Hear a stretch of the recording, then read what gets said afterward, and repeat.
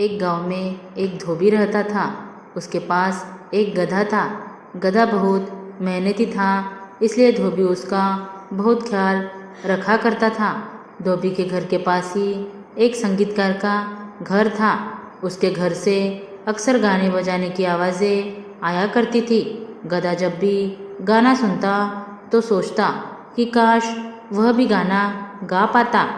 एक रात वह अस्तबल में सो रहा था, तभी उसके कानों में झिंगुरों की आवाज़ पड़ी और उसकी नींद टूट गई। उसने सुना कि झिंगुर गाना गा रहे हैं। उसका गाना सुनकर गधा उदास हो गया। उसे उदास देखकर एक झिंगुर ने पूछा, गधे भाई, क्या बात है? तुम उदास क्यों नजर आ रहे हो? गधे ने दुखी मन से कहा, तुम सब कितना अच्छा गाना गाते हो। काश मैं भी इसी तरह गाना गा पाता। तुम भी गा सकते हो गधे भाई, कोशिश करके देखो, झिंगुर ने कहा। गधा गाना गाने लगा, लेकिन उसकी आवाज़ बेसुरी थी। वह फिर उदास हो गया और बोला, मेरी आवाज़ बहुत बेसुरी है, मैं नहीं गा पाऊँगा। तब एक बूढ़े झिंगुर ने सलाह दी, तुम्हें अपनी आवाज़ मधुर करनी है तो कल से ओस पिया करो। देखना, कुछ ही दिनों में तुम हमसे भी ज़्यादा सुरीले हो जाओगे। गधे को ये सलाह जच गई। अगले दिन से उसने खाना पीना छोड़ दिया और रोज़ पीने लगा।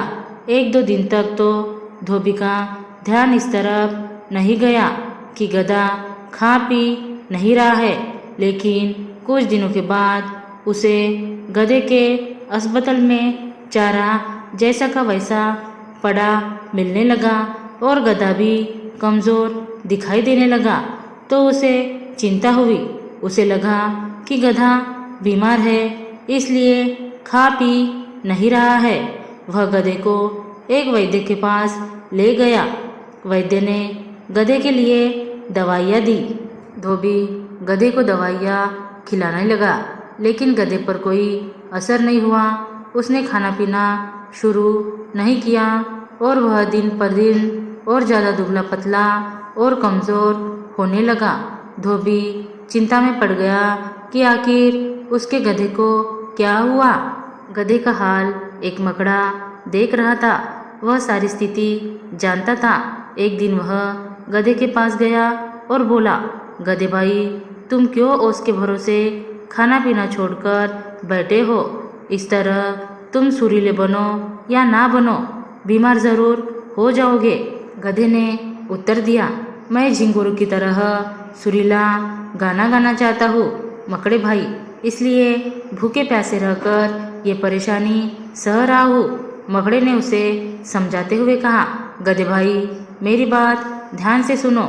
मैं बहुत अच्छा जाला बना सकता हूँ, लेकिन यदि मैं तुम्हारी तरह बोझ उठाना चाहूँ तो नहीं उठा सकता। उसी तरह तुम बोझ उठा सकते हो, लेकिन जाला नहीं बना सकते। नहीं झिंगुर की तरह गाना गा सकते हो। हर जीव में अलग गुण और प्रतिभा होती है। तुम्हें उसका सम्मान करना चाहिए। जो कार्य तुम नहीं कर सकते, उसके पीछे क्यों अपनी वह प्रतिभा नष्ट कर रहे हो जिसमें तुम उत्तम हो? तुम्हारा मालिक भी तो तुम्हारी उसी प्रतिभा के कारण तुम्हें प्यार करता है। मेरी इस बात को समझो और कल से खाना पीना शुरू कर दो। गधे को मकड़े की बात समझ में आ गई।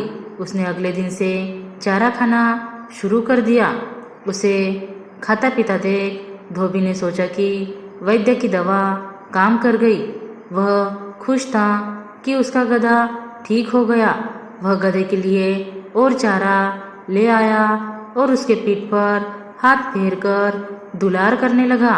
इस कहानी से हमें यह सीख मिलती है कि दूसरों की नकल करने के बजाय अपने गुणों का महत्व पहचानो और उसका सम्मान करो।